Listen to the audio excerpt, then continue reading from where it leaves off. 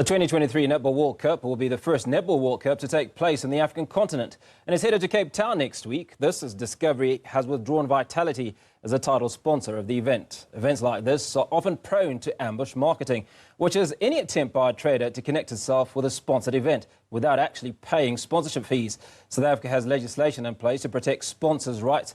Well, for more on this, we're joined by Kelly Thompson from Adams & Adams. Kelly, appreciate your time this afternoon. Now, as a lawyer, how would you define ambush marketing and what are the potential legal implications of it? So, Hugo, ambush marketing is really any attempt by a trader to associate themselves with a sponsored event when they're not, in fact, a sponsor. And this can be something where they're trying to make an obvious kind of association with the event by using, for example, the event logos in their advertising. Or it can be something a lot more subtle where they're kind of just trying to gain publicity from the event. So a classic example is Amstel handing out hats with Amstel logo on it, outside the European Championship.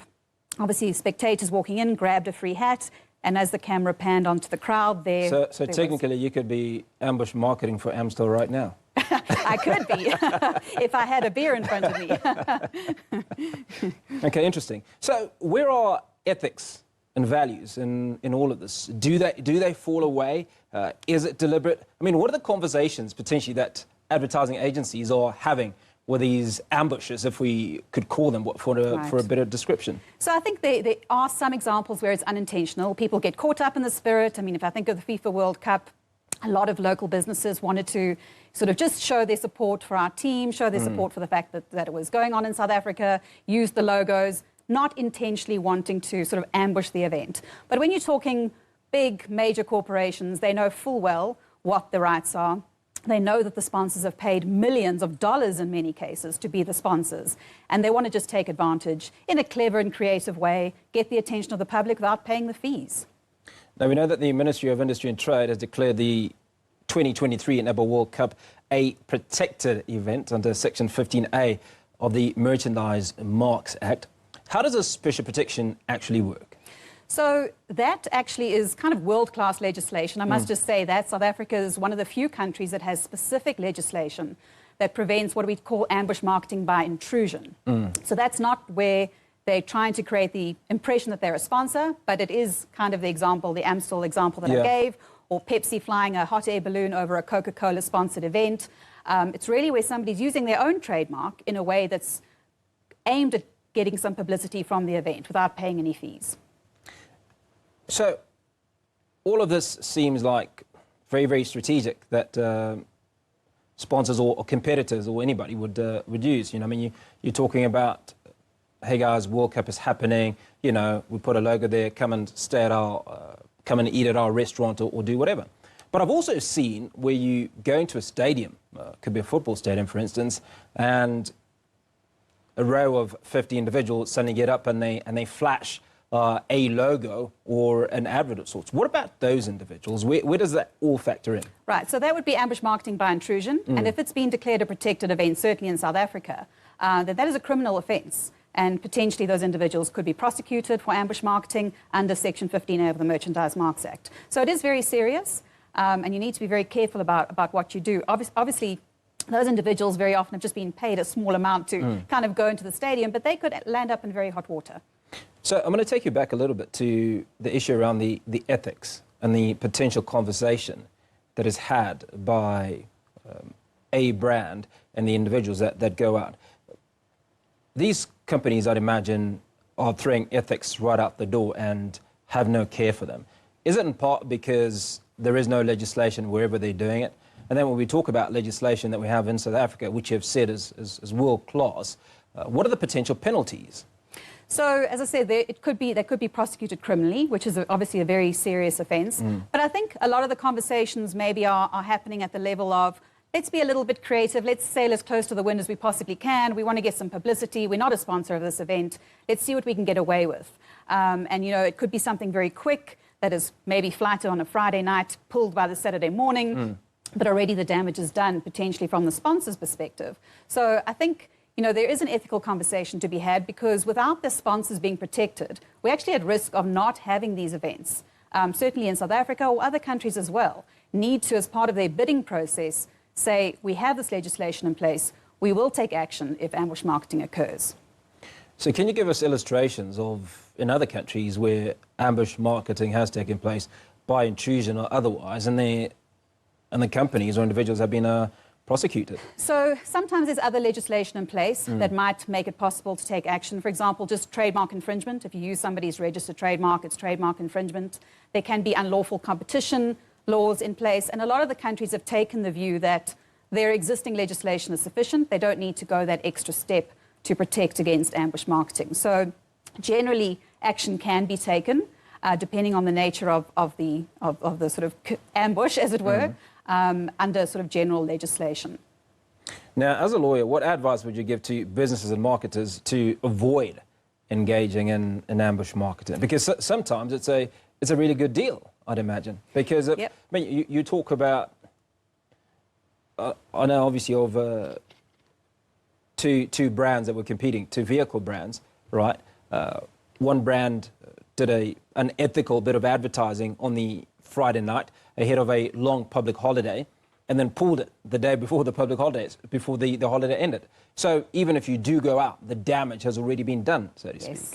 So, I mean, the advice I'd give to certain local businesses is, obviously don't use the logos of the event. You can by all means get caught up in the spirit of it, have a general netball advertisement, or wish good luck to our national team without actually ambushing the event, using logos that you shouldn't, or creating some sort of association or impression that you're a sponsor. So I think there are things that you can do to still take part in the spirit of the event without actually crossing the line and landing in hot water.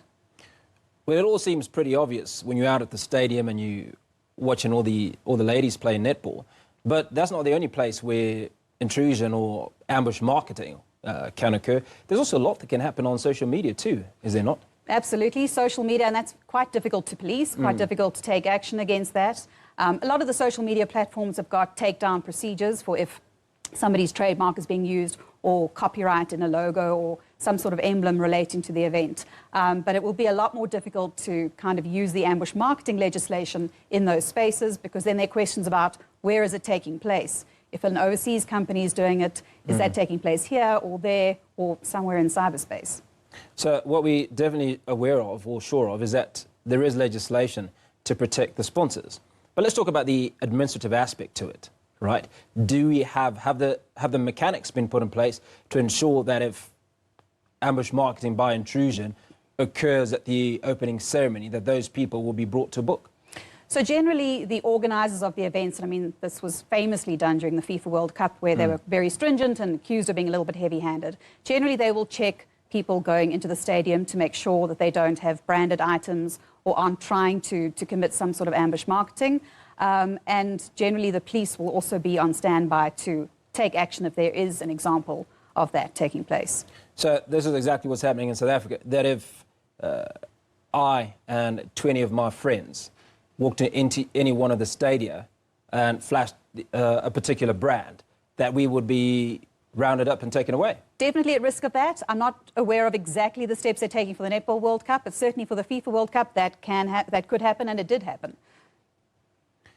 So how is Netball South Africa, and obviously the global body of netball, putting the necessary awareness out, outside obviously of conversations like this? Because I think a big part of it is it's okay to be able to arrest individuals, but it's certainly another issue around, well, the horse has already bolted, if you will. We're crying over spilt milk. How about preventing it? What sort of processes are being taken in order to put that in place? So again, I'm not aware of any specifically for the Netball World Cup, but I know for the FIFA World Cup, they put out guidelines as to what people could and couldn't do. Obviously, they wrote letters. There was a lot of ambush marketing taking place in the lead up to the event. Letters were written, generally a friendly one first, and then a more stringent, not so friendly one if people didn't comply. Some legal action was taken. A few companies were taken to court over it. So that is really the way in which to do it. But I agree, an awareness campaign is certainly something that would be of benefit. And I suppose finally, it's also to talk about this World Cup being the first on the African continent. Does that in some way allow for greater possibility of ambush marketing? purely because we're not too familiar, certainly not with netball. I mean, as you say, you keep referring to FIFA because FIFA's, you know, one of the biggest sports brands. Netball, not quite as big. Not as big, but I think by now businesses in South Africa at least should be aware of the pitfalls. The legislation actually was brought in 2003 for the Cricket World Cup at the time. So we've had a few events since then, rugby events and so on, which have also been declared protected events. So by now I think they should be cottoning on to the rules of the game. And who's policing all of this to ensure that it, I mean, you've obviously got to be on the lookout to see, is it happening, is it not happening? Because if you aren't, then it could happen right under your nose and you're not actually aware of it. Absolutely. It's up to the organisers of the event to really take care of their sponsors and look after their sponsors by taking action where there are these cases of ambush marketing. Kelly, appreciate your time and certainly giving us clarity on what would happen if I or you go ambush marketing at this World Cup. Pleasure, Hugo. Thank you for having me. That was Kelly Thompson from Adams and Adams, and that conversation around the potential pitfalls if you decided to go ambush marketing. Well, despite the Reserve Bank putting the brakes on interest rate hikes, South Africans are not in the green just yet when it comes to seeing reductions anytime soon. Business reporter Ntokozo Kumalo joins us after the break for an in-depth conversation on how households and SMEs can make the most of the temporary pause. Stay with us. We'll be back in a moment.